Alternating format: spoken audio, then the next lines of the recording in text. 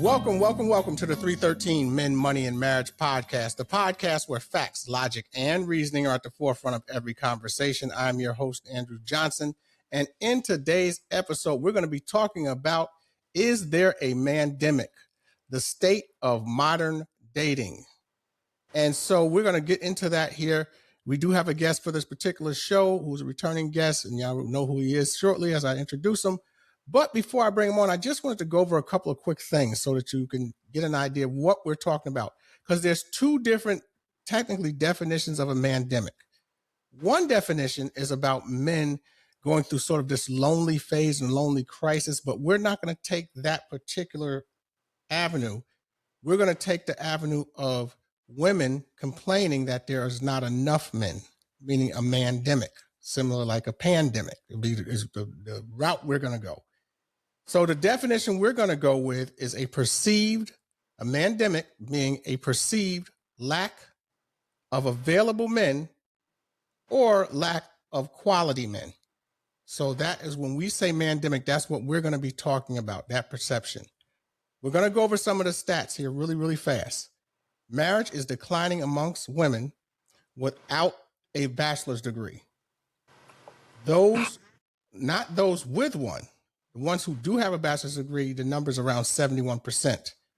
It's 52% if you don't have a bachelor's degree.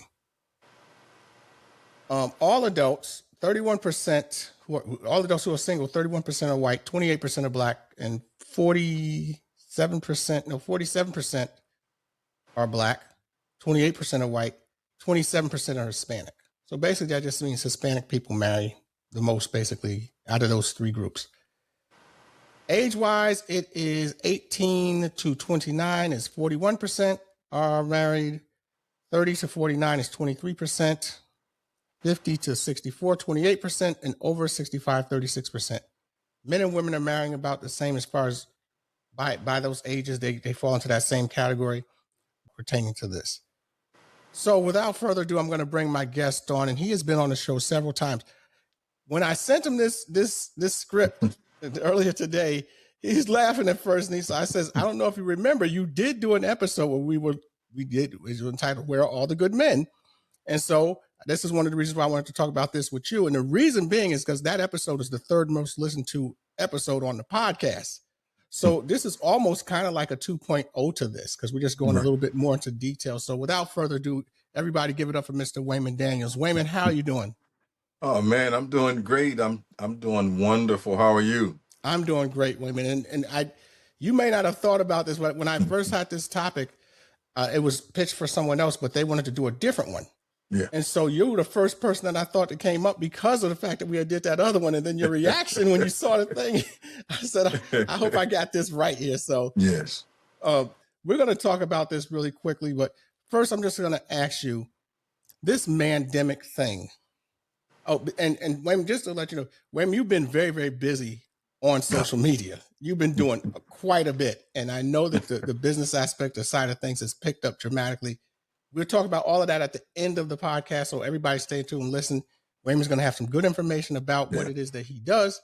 And you can reach out to him and find out exactly how it can maybe help you or your community. But we're going to get into this as far as the evidence is concerned. We talked about it. Do you think that women's perception of a mandemic, meaning a man shortage, basically, is it anecdotal evidence, or do you think it's actual data? Meaning, like, are they just saying this because they can't find someone, or is there really a man shortage? What are your thoughts? Andrew, I'm glad you are. I'm laughing because when you talk about a mandemic, I don't believe that there is a shortage of men. I don't believe. Well, let's look at it from this perspective. When you've been influenced by social media and outside influences, it changes your perspective of what to look for. And what I mean by that is, let's just go back to, I'm 61 years old. So when I was looking for a wife, I was looking for certain qualities and certain attributes that I was taught from my parents and so forth, and by what I was looking at through their lives. But we live in an age and an era now where people are being shaped by what they see on television, social media, and what they're hearing through certain various podcasts. So when you look at it from that lens, you can say that there is a shortage or a mandemic. But when I look at it from the lens that I was brought up, I don't believe that there is a shortage. I just believe that the lens has changed. The way we look at things have changed. And that's causing people to look at men as not being the man or the person that they're looking for. Then you can say it's a mandemic. But in my eyes, my lens is still the same. I agree with you on that. And it's funny Yeah. you say that just simply because I'm going to go through the perspective of what men are saying and then what women are saying Mm-hmm. and see how it kind of lines up with what you just basically said from both sides of it. Yeah. Men's perspective, men are focusing more on their careers right now. Mm-hmm. This is what they basically are saying. They've had past negative experiences in the dating market, whether it's breakups, divorce, ghosting, superficial dating. You know, I Mm-hmm. did an episode of several weeks back called the Foodie Call Date, Yeah. where women are just going on dates with men just so they can get a good plate, nice plate of food in a nice restaurant. And so that's what men are talking about, the superficial dating. Mm-hmm. Financial pressures, wanting to be established. This is what some of the men are saying. Some men are saying that most of the women are going after the top tier guys. And we talk about this on the show, the 80-20 principle. But when it comes to Mm-hmm. some of this type of stuff, it's almost like 90-10. Yeah. And so we'll come back to that. But then I want to also get to the woman's perspective. Women, they have higher standards and expectations now.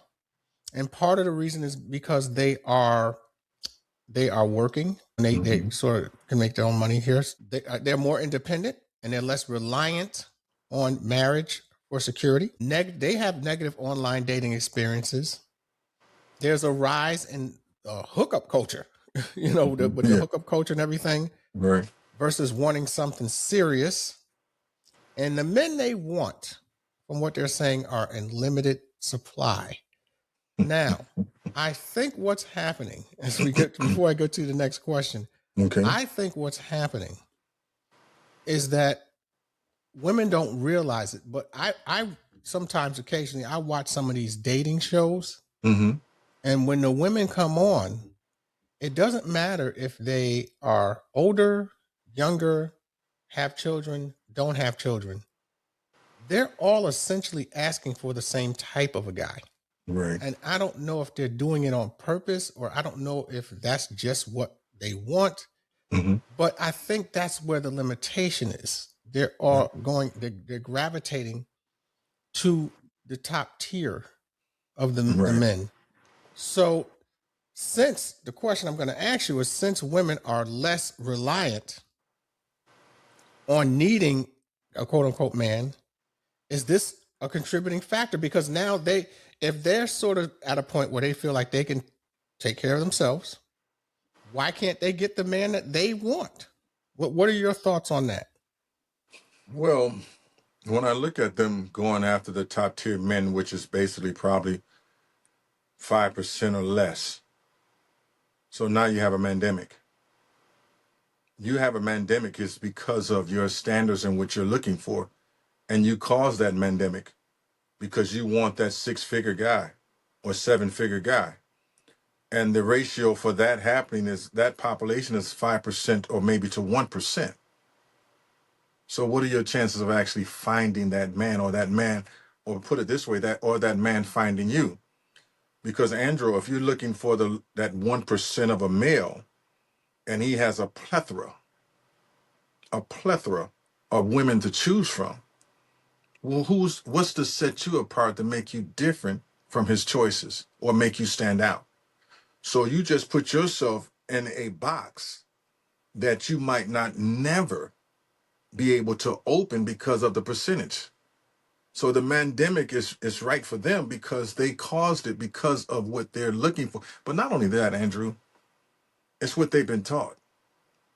I was watching a show where this lady was talking about when she makes 6-figure, and the question was posed to her, would you date someone that drives the bus? And she said no. Not because he wasn't a good man, not because he was working, he couldn't support my lifestyle. So when you look at that type of thinking, you say you want to be married, but you say there's a mandemic. But here's a person who is working every single day. And being a man, he might not bring in as much as you bring in, but it's not about what he brings in and what you bring in. It's about the emotional connection, the spiritual connection, the psychological connection. But if you're looking for a financial connection, you already just deleted three things I just mentioned. So how is that marriage really going to work, or that relationship?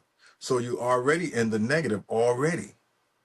So I hope that makes sense what I just said. So I don't believe that there's a mandemic, but again, you're looking at societal pressures because everybody's saying, I want a man that's making six figures, but you don't understand that that man has more opportunities and choices because of his position than you could ever imagine. And that's a very good point, women. And you know what it is a lot of women don't think about it sometimes on their side of things. They know what they want, Right. but sometimes the guy that they want, they don't really quite get what he wants. Exactly. And so a man making Mhm. that kind of money, Yeah. he has high standards as well Yeah. because he gets to pick, you know, essentially what Yeah. type of woman he wants to be with. Mm-hmm. I speak to women about this often. And when we talk about the 80-20 principle or Pareto's Mm-hmm. principle, whatever one you want to call it, I tell women all the time, you're on the wrong side of the principle. Right. You're the 80 chasing after the 20. Well, in this Right. case, it's basically 90 and 10. Mm-hmm. A lot of the men who are making that kind of money that you're looking for, Yeah. I would probably say almost half of them are already taken. They're married. Yeah. You know, they're married and have families. Yeah. So that only leaves a handful of them left. Then, you know, you got to deal with some of what's left. They Mm-hmm. might be living an alternative lifestyle. Yeah. Yeah. So you got to kind of eliminate them. Right. And then what's left is the ones who are left who are making that kind of money. It's Disneyland for them because Exactly. they're running around playing. You know, That's they're looking right. at it like, hey, I can get anyone. Yeah. If this one don't work out, okay, I got this one Right. here. She's ready to go right now. And that's the Exactly. problem. And I think that's Mm-hmm. what really is throwing everything out of whack. And Yeah. you brought up the social media aspect of it. Mm-hmm. It's when you were talking about listening to podcasts and the people they follow, Yeah. both the men and the women, by the way. Yeah. The problem is it's gotten even beyond that. It's like they're getting a lot of information in these short 60-second clips. Yes. Right. These little reels Mm-hmm. that they're seeing. And when they get the reel and they watch it or they like it, Mm-hmm. the algorithm will send them more of the same. Right. So now they're getting this same message over and over, and it's beating like a drum. Mm-hmm. They're constantly getting it. So you could have a woman who has 3 or 4 children by Yeah. multiple men thinking that she Right. should be getting the same thing a single woman with no children gets. And so it gets so conflated. It's so out of whack. And so it's trying to explain to people Mm-hmm. that you can't I talk about relationships in the form of arithmetic. Right. You know, you got to do the math. Right. Because the math isn't going to lie. Right. The people are sending you these clips, Right. but the math can't lie. The math That's is right. the math. So That's right. you got to look at the numbers. If I'm out here in the dating market and I'm Right. chasing after the top 10% of the women and Mm-hmm. half of them are already taken, Yeah. I got to look at this and say, well, I'm not going to get any of these people. I got to do something different. But it's so hard when you've been told that you can have more or you can have it all. You know, I was thinking about what you just said when you were talking about, and you see it all the time. You get these women that are not even in the top 10% of income. That's lower than that are not even in the 6-figure bracket, and they want a 6-figure man, right, or more or higher, but yet they have 2 children or 3 children or 1 child. And I'm a 6-figure guy. If I wasn't married, being honest and being real, I would not want a woman with children because you got to deal with too many outside factors. For one, I have to take care of your child. For 2, I got to deal with your children's father. And for 3, I got to deal with maybe you wouldn't even want me to discipline the children. So we got all this turmoil. But I'm single and I have no children and I have no obligation. So my thirst and my hunger is for a woman that's single, that doesn't have any children, because a woman with children will be extra baggage, and then that cuts down the choices. So those that have children that want a six-figure guy, that's 1% or maybe 2% out there of the Mandemic, it gets even lower, because a man that's making that type of money don't really want to deal with, not trying to be harsh or being hard, don't want to deal with a woman that has those responsibilities, because that's not his responsibility. Because now you're talking about taking care of someone else's child and dealing with all these other issues. And here I'm 6 feet and I got all these. Now you saying it's 7 to 1, but when I'm 1%, the odds get even bigger. It might be 1 to 100.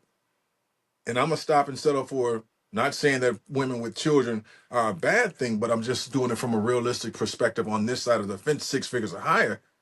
I'm not gonna settle for someone who already has kids. I'm going to look past her. She might become a toy, but she would not become a commitment.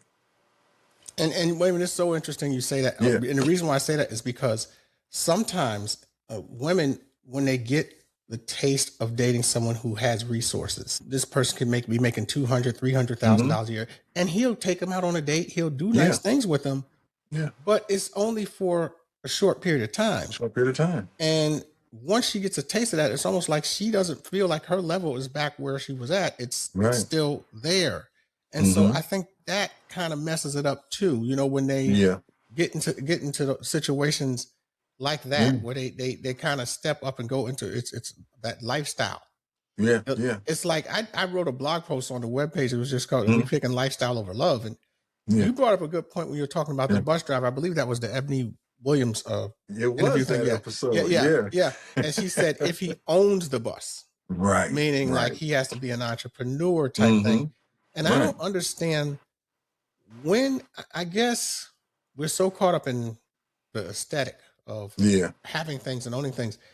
If a woman is making, say, 6 figures and she's a boss type chick, and the man is making that kind of money, right, all right, they have a commitment at work. They're probably doing 50 plus hours a week.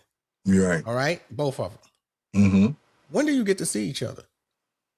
Because you know what I'm saying? Because it's like you can't have 2 bosses, you know, because it's like the time, to me, it leads to on the job affairs, because you're there at work more so than you are at home with the person who you married. Right. And I've seen that happen before. So it's such a difficult situation to be in when you're chasing after those quote unquote top tier men, because there's just not that many of them. And you know, it's sort of, if you're the top tier guys and you're looking at the women and it leads to sort of demonic behavior, because why do you have to, I mean, you know that they're easily replaceable. And so you're not taking it all that serious, to me. But go ahead. Right. And you hit it right on the head. If I like candidates and you got Sour Patch candy, but I like candidates, which one you think I'm gonna pick? I'm gonna pick the one I like the most, right? And I like what you said, because what happens is, even if a high tier, a high value guy or a high value woman, they do it as well, wants to date someone that's not high value, it's only for fun. We have, because the commonality is not there. I was watching a podcast with Cam Newton, and Cam Newton says he wants to get married, but he's afraid to get married. Now, this is a top tier guy.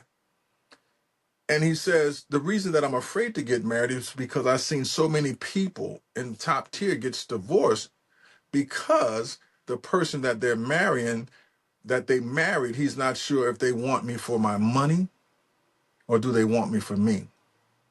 And then you have to put in a prenup. And that's a bad way to live your life, because when you become 6 figures or higher, you have to wonder if this person really values you or they value what you have. And sometimes you will never know because so many people put on so many masks just to acquire the materialistic things. And I think that the materialistic thing is the thing that's destroying marriages and relationships now because we're chasing the bag and not chasing the person to find out who they are. And that's on both sides, even with a top tier woman. She's wondering the same thing. Is this guy here with me for this, or is he here with me for that, for this, or am I? And vice versa. The person that's not top tier, he understands the game that, oh, she's just using me for this. So you don't have honesty all around the board when you're dealing with certain things. But if we can get back to the basics again, Andrew, to get with people and say we can build together and love together, that's the only way relationships are going to work. All this 80-20 or 50-50 and all this other stuff, that's just some stuff that these new millennials and the Z, the X's and all this are creating. And it's creating division in relationships because we're chasing status quo, if I can put it that way. Yeah, and you know it's funny you say that because we are caught up in the lifestyle Mm-hmm. of the marriage is almost like it's Yeah. sort of second to the Yeah. lifestyle. Like I don't know why there's such a heavy emphasis on lifestyle. Mm-hmm. I always say, and no, I could be wrong. I don't know. Yeah. But if you marry someone who has good character and they Yeah. share your values, Right. the money and the lifestyle is eventually going to come. It's just not going to come. You're not going to get it right out the gate. Right. Right. But if you're looking at marriage as a long-term commitment, Yeah. you know, because legally speaking, marriage is a financial contract. It is. So, It is. so if it's a financial contract, legally speaking, and you're in it for life, Yeah. spiritually, two people are becoming one. Yeah. Yeah. If we break up and get divorced, something is dying. Right. Meaning the Right. two that became one is now breaking apart. And that Breaking entity apart. is no longer together. Yeah. So from the woman's point of view, if a woman is making good money, I can understand it to an extent why she doesn't want to date somebody that's making less than her. Yeah. But I think it's okay to an extent, but as long as it's not significantly less. Right. Right. If right. that person is somewhere in the ballpark, I don't think it should be a done deal. Right. And well, so that's where I was getting at. But go ahead. I can look at it this way too. Let's just say 6-figure guy meets a woman that he's in love with. She's making maybe 40,000, but he loves her. But he's willing to invest in her dream to help her come up to whatever she can be successful in, right? I look at it that way and say that vice versa with a woman. The person might not be where you think he should be financially, but if you work as a team, he can get there. And that means entrepreneur, everyone has a dream. Everyone has an ambition of what they want to do in life. And some people need a helping hand up. So I look at it that they both invest either or. 6-figure guy invest in a woman. If he loves a woman that's not making that type of money, and say, you know what, I believe in you. I want to help you. Let's build this together. But the thing about it is, though, Andrew, that they have to be honest with each other. You know, because when you're talking about a 6-figure guy, and I hate to look at a relationship like this, that you might have to even draft up a contract. The love contract. You know, and saying, okay, I'm going to invest this into you right now. That means that you can't have, it's crazy because when you start making this type of money, you got to start thinking about financial losses and financial gains, which is so sad because I'm willing to help you with your business. I'm willing to help you come up, but also I don't want, as I'm helping you come up, I don't want it to interfere with what I have. You know what I mean? And these are the discussions you got to have. And don't look for me always to put my money into all of your dreams.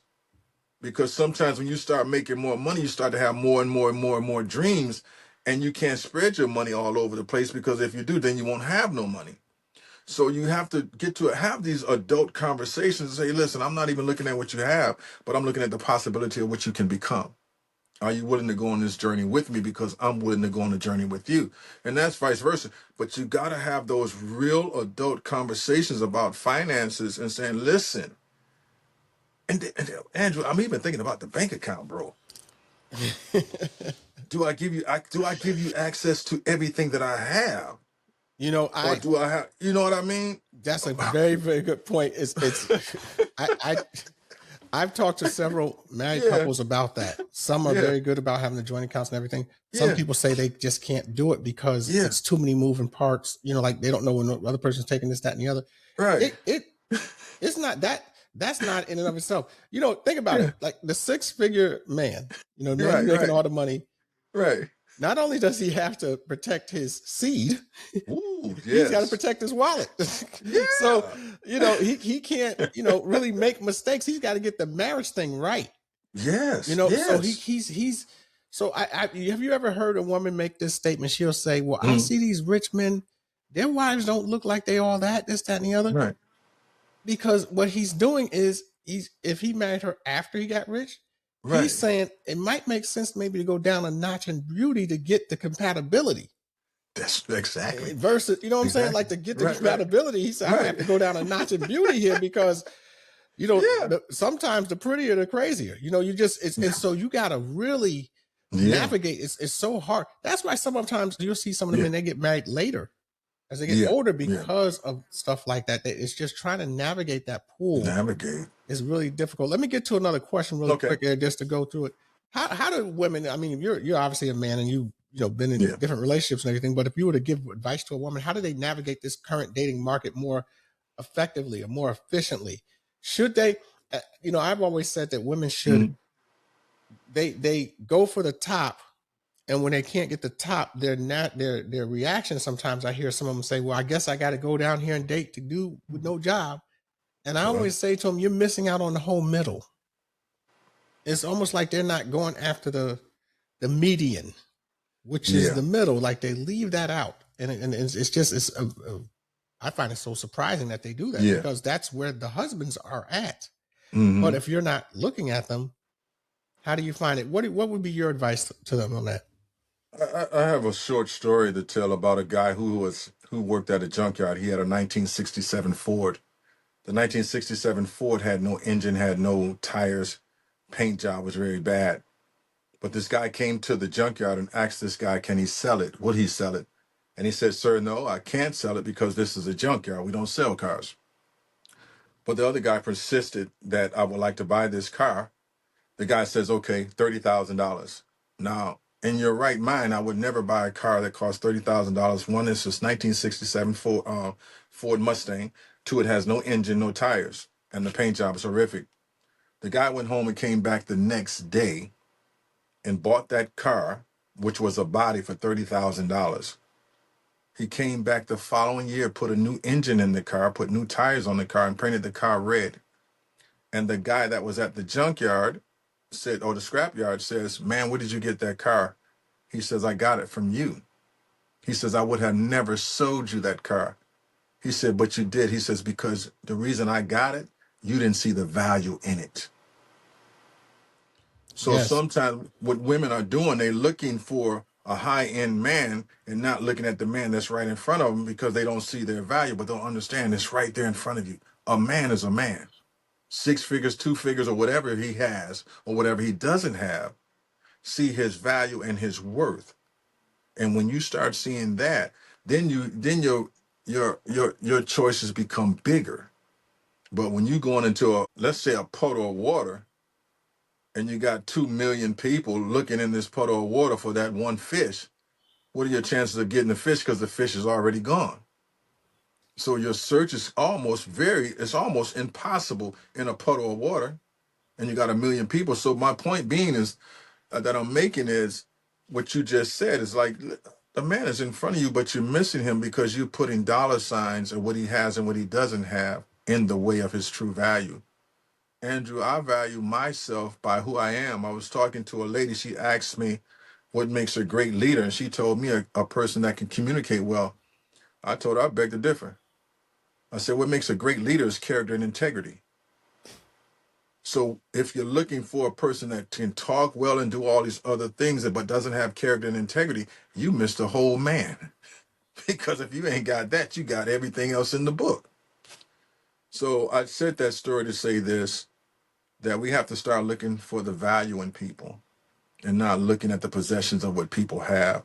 Because now people are getting in relationships because it's a financial stability and even a financial agreement between the two. Your bag and my bag builds a great big nest, and we can do this and we can do that. But it's not based upon character and integrity. It's not based upon love. What happened to that word? I think that's the missing ingredient. You know, that it's just like we're focusing on such the wrong things. I remember sharing a quick story. I know we're running short on time, but I got to way back when we're both older, so we know. We remember the TV show The Jeffersons, and Norman Lear, who created that show, All in the Family, and all those other shows back then. He told Isabel Sanford that he was going to do a show. He's going to have a show where she was the star of the show. Yeah. And she was going to have a family and everything. And she said, great. The words that came out of her mouth was, make sure my husband, who you cast, is tall, dark, and handsome. That's exactly what she told him. Right. And he said, I'll see what I can do. He comes back with 5'5" Sherman Hemsley. Right. Now, this is irony. And this is why I tell women, you got to look at the irony of things. Yeah. The Jeffersons ran for 11 seasons. Yeah. Okay. And was one of the biggest comedy sitcoms in television history. Did well over, I think did 250 episodes. And if you think back to that part, can you think of anyone else playing that role? I couldn't imagine no one being 6 foot, dark, and handsome playing that role. No, right. Like he's the only one I think at that time about actors out there that pulled that off to where that show was that successful. That's right. And so my point with women, I say sometimes your type keeps you single because you want this aesthetic, but you're not looking at those things that you were just talking about when you talk about integrity and different things like that. We just totally skip over that now. Yeah. And it's literally the aesthetic and what you got. If you got that money and you got that look, if you don't got it, you don't get anything. So, and, Andrew, I want to throw this in there too. When you're looking for that high value person, guess what? You marry that high value person, you better pray for that high value person because that high value person has all these opportunities and people coming to him still. And if that high value person, male or female, is not disciplined to be committed to just one, then you just married a problem because you looked at the high value and you bypass character and integrity, what you just talked about. Sure, exactly. Let me ask you this one other question before we wrap up here. Okay. For women who are looking, if they think there's a man shortage, is the church a good place, I guess, to maybe try and find a good man? I mean, I know there's more women than men, but if they're looking for a quote unquote good man, is that a place that they may be able to find someone? Well, if you look at that ratio and the dynamics of it, I think the ratio in the church probably 20-1. It can be depending on where you're at. Yeah. Yeah, it depends on where you're at. And it can even be higher, right? And if a woman is looking for a man, she's already out of biblical stance already, because the Bible says he that findeth. It's the man's job to find her. Now, does that mean she can't put herself in places where she can be seen? I'm not going to say the church is the only place or the best place, because even in the church you have hypocrisy. Yes. You know what I mean? So this is something that that either male or female have to be very careful about in choosing a mate or a person they want to be in a relationship with. And just to be honest with you, they have to collect data on each other and then analyze that data within themselves and see if this person is a great fit for them. And so how does it happen, Andrew? It can just happen even on your job. It can even happen in some of the clubs that you might be in. It can even happen in you being on a bowling team. Whatever you might be involved in, But then again, you can also find people doing this here too, Andrew. People will pretend like they're interested in what you're interested in until you marry them. And then you find out that they don't like nothing that you like. So don't be fooled by the counterfeits. Fooled by But a just, smile. yeah, don't be fooled by a smile. Don't be fooled by, oh, you're so beautiful. Don't be fooled by the fancy meals. Don't be fooled by him opening and closing the door, being chivalrous. But really sitting down and really evaluating his circle or her circle, really evaluating how she is with her family, really evaluating what her work history is like. Is she committed to work, and or is he or she a complainer, and all these other things? So just take your time and not be in a hurry, because we live in this speed dating world where I have to be married by 25 or 30 and have a kid by 35. And that's not true. So my thing that I would say, no, the church is not the ideal place. It can be right on your job. It can be right in your community. It can be right wherever you may be. But if you conduct yourself in such a way that your energy pulls someone to you, then welcome that. Don't be afraid of it. But then again, it might not be that high value person. It might be someone, like you said, Sherman Hemsley, 5'5". That's it. You never know. It's just because there's no rhyme or Yeah, reason to it. That people, yeah, if you're looking for the aesthetic, sometimes that's yeah, not what you're going to get. I mean, so you just got to see if the person matches what others outside of that, yeah. you get what you're looking for. Well, you want to hear something interesting? Yep. Go My ahead. wife is the total opposite of what I was looking for. That's usually And how it how, works, though. yeah, she's short. I'm tall. I was looking for 36, 24, 36, and probably 5'6", 5'7". She 5'3", right? But I didn't meet her in the normal way. I met her on Facebook. And I said, now, and how I recognized her, because she was liking all my posts, just liking, liking, liking, liking. I said, who is this monkey liking my posts? And that's how I met her. And the beautiful thing about it, though, Andrew, I wasn't looking for anything. Yeah. It Yeah. just happened. And when I met her, we talked and we talked and we talked. I said, man, I got to marry this woman. And we've been married now going on 6 years. And it's the best decision that I could ever have made, because I wasn't looking at aesthetics. I wasn't looking at this. I wasn't looking at what she was making. I wasn't looking at all these other things that people get so hung up on. What I was looking at was her character and her integrity. And that's ultimately what it boils down Yeah. to. Yeah. Wayman, I want to say thank you again. Thank you. We really did a good show here. I just want to say this really quick. The episode we got coming out Yeah. tomorrow Mm-hmm. is why marriage, why falling out of love, basically. Yeah. And you want to come on and do a 2.0 to that. So we'll Yes. probably do a part 2 to that episode, and then we'll release this one probably in between. So you can always Okay. come back and jump on that. We'll put Yeah. something together with that. But at this moment in time, I want you to talk about what you've been doing and all the stuff that you got going on, and how people can reach, if they have any questions, and can get in contact with you. Yeah, as you can see, I have on my shirt, my hat, open mic communications. We deal with personal development that leads to leadership. We go into schools and we talk to the youth. We also go and talk to adults about personal development. We just did a workshop called Love Yourself. And in that workshop, we were talking about trauma. We were talking about generational trauma, how it affects you and how it affects your relationships and how it affects your daily life. And the next workshop that we're going to do, believe it or not, Andrew, is entitled "Who Are You?" Because it talks about in depth about how we've been conditioned to do certain things, let's have certain habits, and speak a certain way, act a certain way. And I want to share this with someone out there, and just talking about this, if I may. Go ahead. And I'm just being transparent. I was 30 years old. I was talking to this woman, and we were in a relationship, and my family is very religious. And the young lady got pregnant. This is why we're having this workshop talking about who are you. And she got pregnant. And I had her have an abortion because I was afraid of what my family was going to say.